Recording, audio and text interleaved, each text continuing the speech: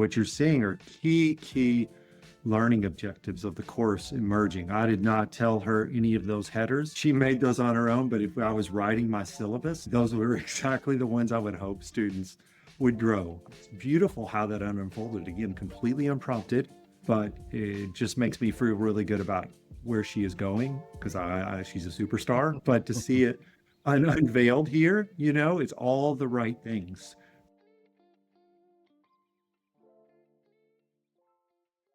Hello, I'm Alyssa Harger. I'm a student at University of Kentucky. I'm in landscape architecture.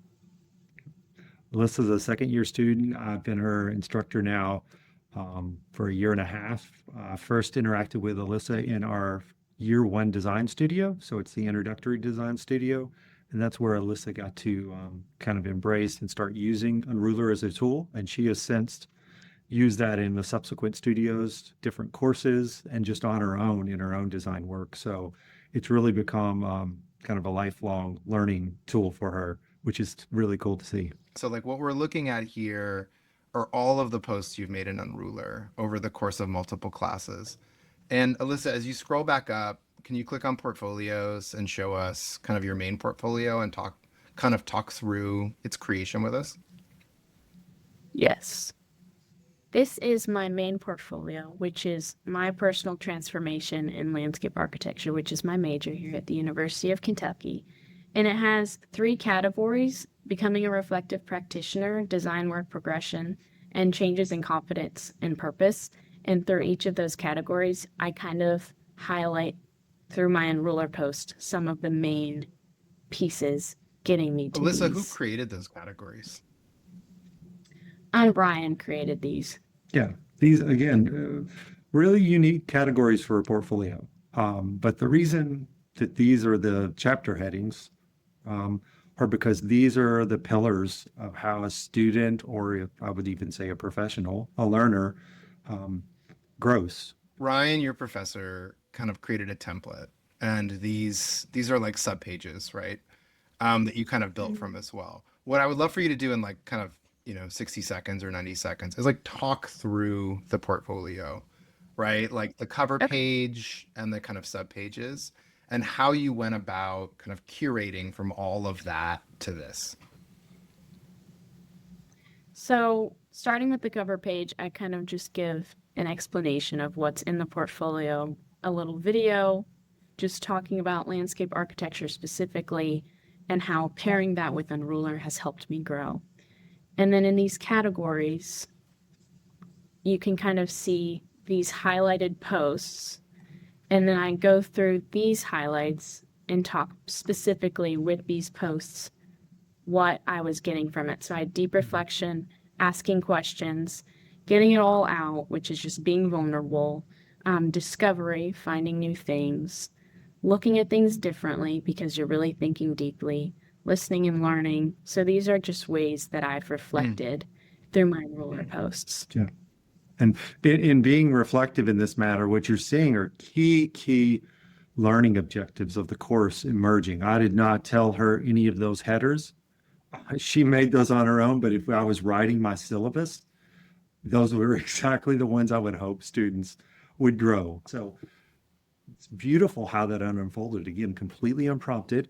But it just makes me feel really good about where she is going because she's a superstar. But to see it unveiled here, it's all the right things that she's focused on. Alyssa, can you kind of hit the next 2 pages too and kind of talk through the evidence and the highlights and kind of what you're trying to capture?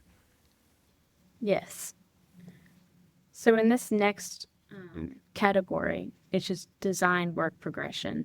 And my evidence, you see, this is more of the brunt work, the physical work, which is my drawings. And through this, I have these highlights: understanding form, learning how it is to actually feel the site, because it's hard to grasp scale when you're first starting in landscape architecture. So that was my first one. Then chaos to creativity, learning that chaos can actually be a lot better than just starting with constraints.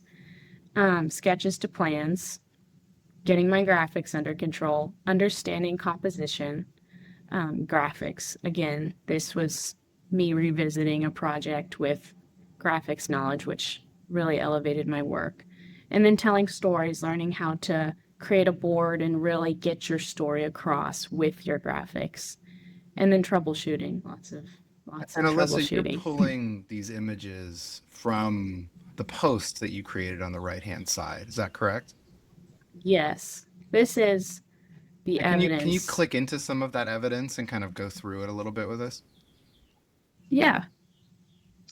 Um, like here you can see I was sketching this, and then Ryan had come over and helped me. He came up with this Amazing. You're idea capturing based the off. process in real time of a moment you're Yes, learning. there's a lot of Look, reflection look at here. our reflection there. Look.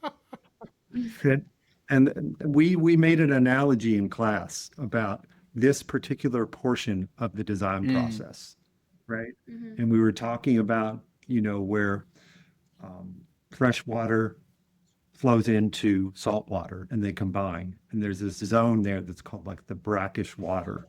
But I was explaining to the class, you have to thrive in this zone. When things start mixing and mashing and get messy, you have to want to swim in that zone and thrive. And she really took that to heart and started in her own experience when she started to, in the project, experience this feeling like, oh my gosh, this is getting totally, messy. Like, how do I pull this totally. together? Embracing that and then talking about how it's translating to her own work. Um, it's super eloquent, and it's very thoughtful. And I think it's what one of the things that while she's seen such growth is her ability to to make the effort to tie into that and think about it, but then to have the thoughtfulness to really explain it and externalize it. Amazing. It is amazing. What I want you to do is just hit like the viewer with the so what. Like, why was this process of building a portfolio significant for you? And then Ryan, kind of Okay. really quickly after, the significance of seeing this and having this gateway into Alyssa and other learners, kind of documentation and learning. Creating this portfolio was most significant for me because I was able to truly go through every single post I've had over the past 2 years and reflect and group them into how I've Mm, grown. So in this experience, changes in confidence and purpose, I was able to go back, look through all my posts, find the evidence, and then I highlighted the journey, the beginning, feeling proud, confronting fear, learning, excitement, trust, out of studio, inspiration, and purpose. So I kind of, by going through this process, I was able to develop my purpose and understand my purpose better. Whereas before the portfolio, it was all kind of jumbled, but here it's really narrowed down and focused, which I think your purpose, specifically in my major and just in life, is so totally. important. And you have to grasp it. So this just really helped me organize it and understand myself So the better. portfolio Yeah. is almost like a force function to look back at all of your documentation and make meaning of it. Is that right? Yeah, because there's reflection in the moment through Unrulr, but not every day are you scrolling to the bottom of your post and looking through them. But here it was like a big reflection of everything I've done and all of these moments and where they've taken me.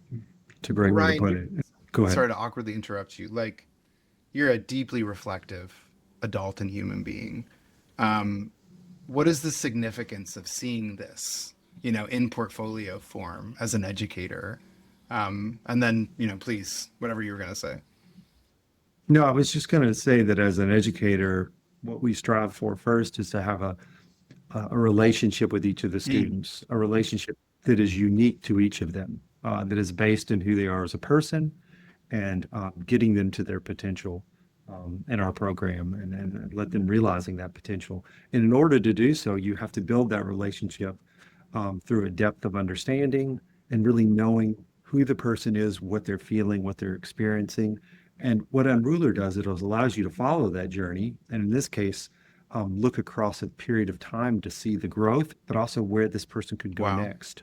Um, so that connection that you can make with the students and at the depth in which this is displaying is critical. It's so deep beyond the superficial level of their work. And it's more about just in this page we see here, you can connect with her purpose. And the beautiful thing about this is This is just one student. So you could read someone else's student, which may have a different purpose or a different journey. I'm sure they would. And you could connect with that. So your job is to make those connections that have depth and meaning to them, and to in any way you can help that student realize their growth potential. And I got to be honest with you, I don't have to do much for Alyssa. She's realizing that at a remarkable pace. But I think Unrulr has allowed her to make that realization herself through reflection. Jack and I were on a call with a really cool school in Massachusetts, and they were like, well, clearly Alyssa is 100% bought in to all learning. How does, and their question was like, how do you do this for kids that aren't, right? Like, how is the portfolio still beneficial for a student who doesn't have either the rigor that Alyssa brings to her space, or, I don't know, the self-realization yet? Does it still add value? I think, of course, it does. I will say that Alyssa is a very motivated student, and she is motivated by her own growth. It's a very intrinsic motivation, which is not always the case. But I will say, because Unrulr functions as a community, it is not just an individual journey. There are many students in your cohort, in your class, who found the function of Unrulr. Maybe they loved initially the social aspect of it. It wasn't about some intrinsic value to become a better designer. They just loved seeing what all of their classmates were doing and to connect and communicate. I will tell you, it even broke barriers across students who may not have even communicated face to face, but this allowed them to have a window into a conversation, a shared conversation about their work or about something silly you posted, So if whatever the entryway is into the tool, I don't really care. As long as they start practicing it, I think with prolonged practice, you appreciate where the growth occurs. Yeah, I feel like in the beginning too, when we brought in Unrulr, at first it was kind of like an assignment. It was seen as an assignment. Oh, post your work and post how you're feeling. But then as everyone got involved, it just was so fun to see what everyone was doing and comment, and then reading some deep reflections and realizing, oh, I didn't know that about that person, or I didn't realize they were struggling with this. Or then going up to them and being like, I was working on the same thing that you're working on. Maybe we can talk about this. It brought us all closer together, and then Unrulr was something fun that people were excited to do. It was no longer just an assignment thought. So I feel like that helped get our class into it. Yes. The last thing I would add is just, getting to the point where you see the platform as just a vital part of how you operate is where we hope to go. And I think Alyssa has gotten to that point. It takes a lot of internal fortitude, a lot of adoption and kind of habitual nature of it. But the way ideally it functions in the same way we would pick up a pencil or use our mouse to make an object on the computer, we use Unrulr. It's just how we operate. And I think the value is just instrumental to not only development of the student or the professional, but to getting to the best ideas. Because in reflection, we understand the problem more deeply. We understand everything at a different level. It forces us at the same time to slow down and understand Totally. deeply, but also it then reveals in slowing down, which allows us it's ironic. It allows us, once we have that depth of understanding, to move forward more informed, but also at a faster pace because you have that understanding. I know this was like 11 p.m. at night when I posted this. It was late. This project the due date was coming up really soon, and I wanted to just get something done, but I couldn't because I just knew that it wasn't where it was supposed to be. So I know part of this reflective journey on Unrulr is just, like you said, slowing down, taking time, reflecting in the moment, because you can be like, oh, I'm frustrated. Why am I frustrated? What's causing this? What is wrong? Whereas if you try to reflect after, you kind of forget the in the moment. The richness. Yes, Yeah. the richness of it. So I think it's just so important to be there in the moment, and once you realize how important it is to really reflect and it becoming a part of your daily life, you don't want to stop. or at least I didn't want to stop. I just wanted to keep going, and it just became a habit instead of something that I had to remind myself to do. Yeah. The last thing I'll say, I know we've been on here a long time, but the last thing I say, and I haven't really talked about this, but something that's revealed to me about Unrulr is I think some people misrepresent design as a singular task, like a designer takes something Mm, in, they go to their desk and they solve the problem in mm, isolation. That is not how design operates best. It works best in parallel with others, and it works best in coordination with others. And what this is a great example in this post. What this allowed us to do is even outside of class, there's a synthesis of thought and action through this tool. oh my God. Alyssa, what you said is one of the most beautiful things I've heard in conversation, and honestly, why Jack and I work our tails off on Unruler. Thank you both so much.